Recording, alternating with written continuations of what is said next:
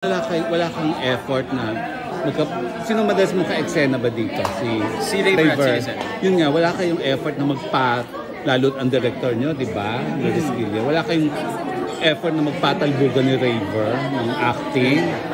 Oo, may mga ilang taon na kami sa patalbugan. Basta kami nakafocus kami kung paano kapagandahin yung eksena. And Raver, second time ko na maka-work. So very na rin. Okay, ano nga yung una? Kasama pa kami sa ABS. ABS pa yun eh. Tsaka halos parang yung kayo dito mga galing ABS yan, si Raver, si Joanne.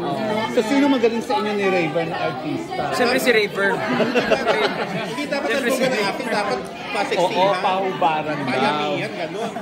Hindi parang kayo ni Luis dito ang maglalaban na ng ads. Naku, abangan nyo na lang. Na hindi ka na medyo na-intimidate na director si Direk Loris. Intimidate ako. First time ko siya maging director. Oh, first time. Napapagalitan ako, napagsasabihan, mga unang part, yung sinabi niya kanina kasi yung simula hindi ko makapahapa yung character kasi hindi pa siya ganun kakapal. So, pero with her guidance naman, parang matutuwa ka, ma-appreciate mo siya eh. Minsan pa na pinagsasabihan kanya kasi parang suddenly, mafe-feel mong napaka-importante pala ng role ko dito. Binanggit ka nga niya kanina, di ba? O yun nga, na parang mararamdaman mo na important ako dito. So, wala lang. Parang ako, sobrang na-appreciate ko yung guidance ni Direk Loris. And sinasabi ko yun kay Direk kasi natututo ka, di ba? Natututo ka. Kasi yung akala mong simple eksena lang, biglang pagdating kay Direk Loris, biglang may headset ako. Pero after nung take, ang sarap sa pakiramdam. Ang sarap sa pakiramdam na ganun yung pinuntahan ng simpleng eksena na yon. Yung parang as an actor may fulfillment kumbaga. Pero pag as an artist, pag napapagalitan ng director, how do you take it?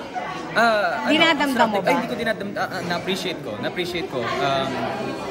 Minsan, pagsabihan ako na, Martin, hindi pa kilala yung character mo until now. Totoo yun. So, hindi ko naman dinideny. So, I mean, from the eyes of a director/actor, alam ko alam niya. So, naniniwala talaga ako sa lahat ng sinasabi ng Direk. And sinusunod ko kung ano yung, hinahayaan ko yung sarili kong kung saan ako mapunta doon sa mga sinasabi niya sa akin. Tapos hindi ba challenge sa inyo? Kasi nabanggit ka ni Direk Gina, wala kayong script on set. Bawal ba? Ay, bawal ba? Hindi, pero ako naman ever since, lagi ko memorize. Hindi ako nagsiscript. So, ganun, lagi akong prepared naman.